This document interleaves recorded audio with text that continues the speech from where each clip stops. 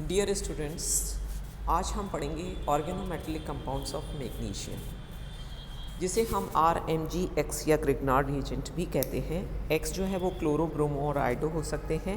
R जो है वो एल्काइल और एराइल ग्रुप हो सकता है। विक्टर ग्रिग्नार्ड ने इस रिएजेंट को बनाया था, जिसे नोबेल पुरस्कार से सम्मानित किया गया था। यह वह कंपाउंड है जो क्लोरोफिल में भी ऑर्गेनोमेटेलिक कंपाउंड मैग्नीशियम का प्रेजेंट होता है, जो फोटोसिंथेसिस के काम में प्लांट्स में आता है। आज हम ले रहे हैं synthesis of Grignard reagent. Alkyl halide की मैग्नीशियम के साथ ड्राई ईथर और टेट्राहाइड्रोफ्यूरिन के साथ रिएक्शन की जाती है तो ग्रिग्नार्ड रिएजेंट बनता है। इसका जो यील्ड परसेंटेज है वो इस बात पर डिपेंड करता है कि उसकी प्योरिटी कितनी है, या सॉल्वेंट की ड्राइनेस कितनी है, या आपने जो मैग्नीशियम मेटल लिया है उसकी क्वालिटी क्या है। साथ ही ये इस पर भी डिपेंड करता है कि आपने आयोडाइड लिया है, ब्रोमाइड लिया है या क्लोराइड लिया है। आयोडाइड की रिएक्टिविटी सबसे ज़्यादा होती है, उससे कम होती है ब्रोमाइड की और उससे कम होती है क्लोराइड की, क्योंकि जो मैग्नीशियम मेटल होता है उसके सतह के ऊपर ऑक्सीजन से क्रिया करके मैग्नीशियम ऑक्साइड बनता है, जो उसकी सतह पर डिपॉजिट हो जाता है। आयोडीन जो है वो इसके साथ अगर रिएक्शन की जाती है तो एक सरफेस रिएक्शन होती है, इसलिए थोड़ा सा आयोडीन मात्रा जो है वो अगर हम एल्काइल क्लोराइड ले रहे हैं या ब्रोमाइड ले रहे हैं तो उसके साथ इसको मिला दिया जाता है। आयोडीन जो है वो RCl के साथ रिएक्ट करता है, RBr के साथ रिएक्ट करके Ri बनाता है, और हम देख रहे हैं कि Ri की जो रिएक्टिविटी होती है वो Br और Cl से ज़्यादा होती है। और इस रिएक्शन के अंदर हीट भी लिबरेट होती है। ये हीट जो है वो रिएक्शन को करने के लिए काम में ली जाती है। इसी तरीके से डाई एल्काइल और डाई एराइल मैग्नीशियम जो है वो बनाए जाते हैं। जैसे डाई एल्काइल मरकरी का मैग्नीशियम के साथ ड्राई ईथर के साथ रिएक्शन करके R2 di alkyl magnesium organometallic compound बनाए जाते हैं। ग्रिग्नार्ड रिएजेंट की अगर रिएक्शन ऑर्गेनोमेटेलिक लिथियम के साथ एल्काइल लिथियम के साथ की जाए तो डाई एल्काइल मैग्नीशियम और लिथियम हैलाइड बनता है।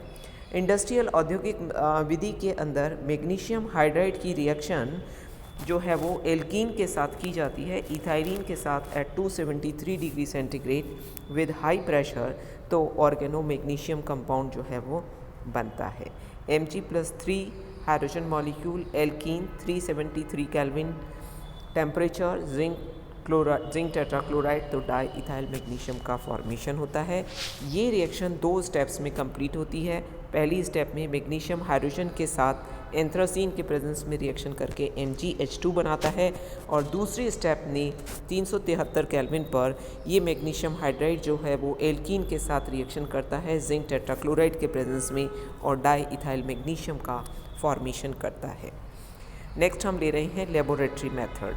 लेबोरेटरी मेथड में ग्रिग्नार्ड रिएजेंट को प्रिपेयर करने के लिए RMgX ग्रिग्नार्ड रिएजेंट से डाई एल्काइल मैग्नीशियम बनाने के लिए ग्रिग्नार्ड रिएजेंट को जो है वो R2Mg में डाई एल्काइल मैग्नीशियम में कन्वर्ट किया जाता है।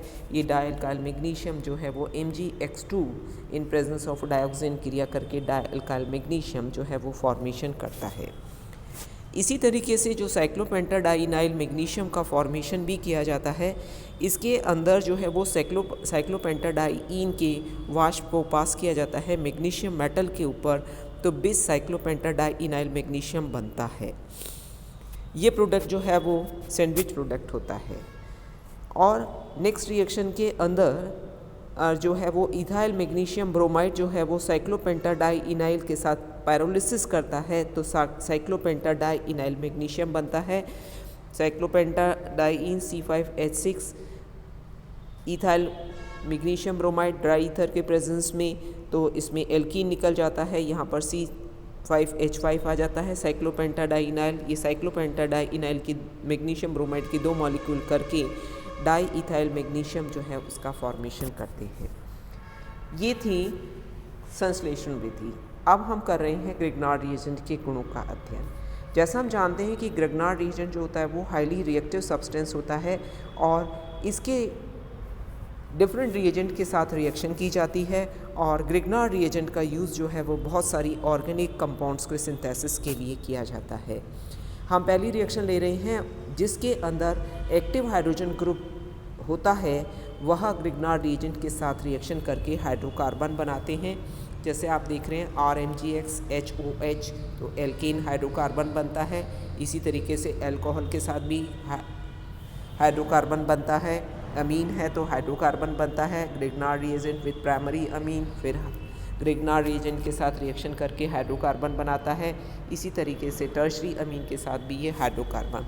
तो ऐसे कंपाउंड जिसमें एक्टिव हाइड्रोजन एटम होता है वो एल्काइल के साथ हाइड्रोजन जुड़ करके हाइड्रोकार्बन का फॉर्मेशन करता है।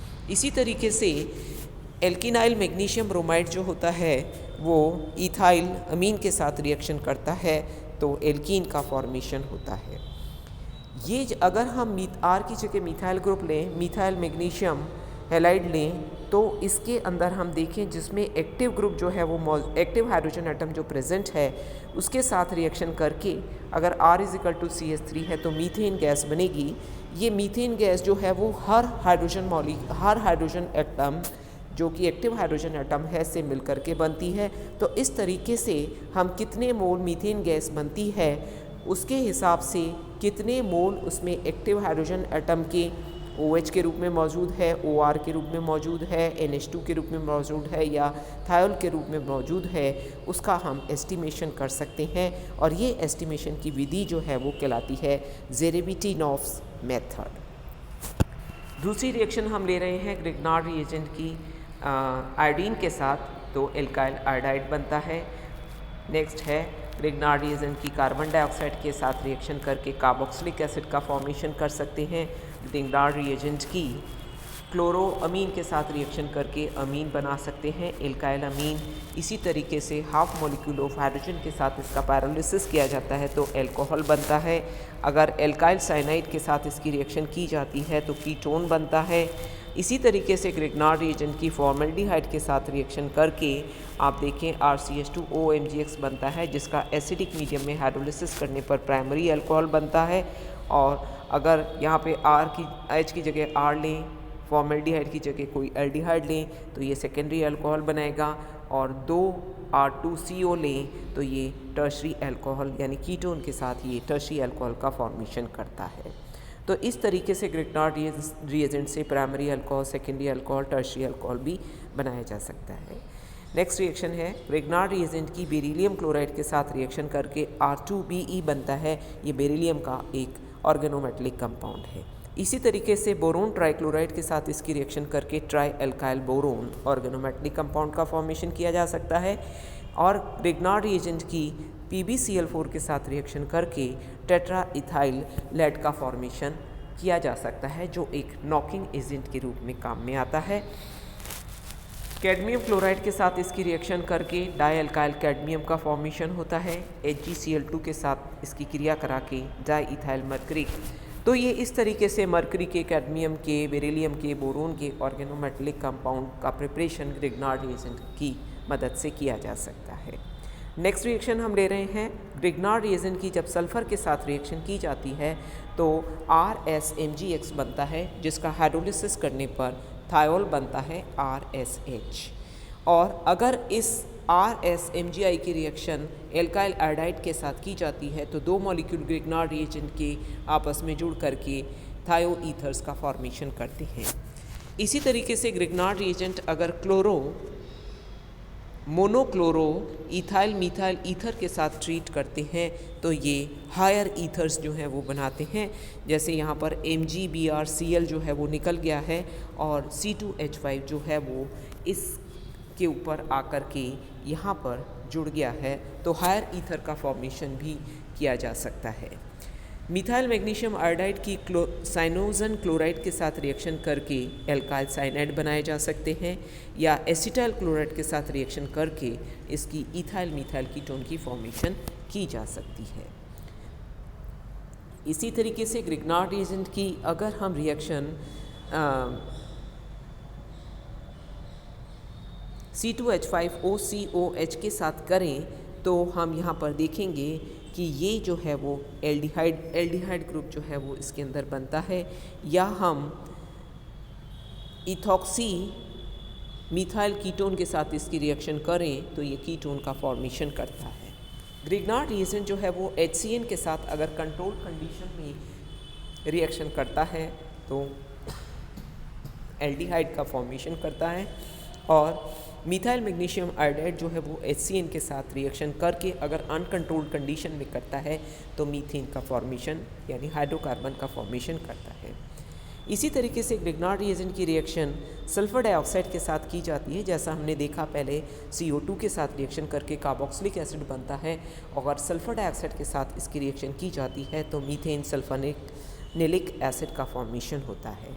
और अगर कार्बन डाइऑक्साइड के साथ रिएक्शन की जाती है तो डाइथायो इथेनोइक एसिड्स का फॉर्मेशन होता है, और इसमें आप देख सकते हैं कि ये एसिड का ही फॉर्म है, लेकिन दोनों C डबल बॉन्ड O और OH में दोनों ऑक्सीजन की जगह यहाँ पर सल्फर है।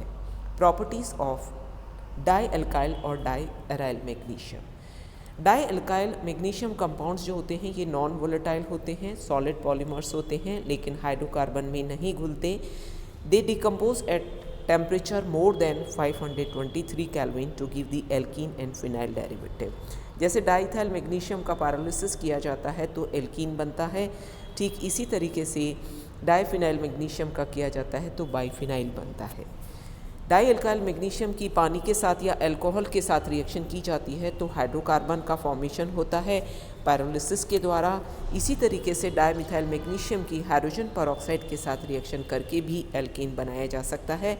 डाई एल्काइल मैग्नीशियम ब्रोमीन के साथ क्रिया करके एल्काइल ब्रोमाइड बनाता है, और डाई एल्काइल मैग्नीशियम अगर किसी बाइडेंटेड जैसे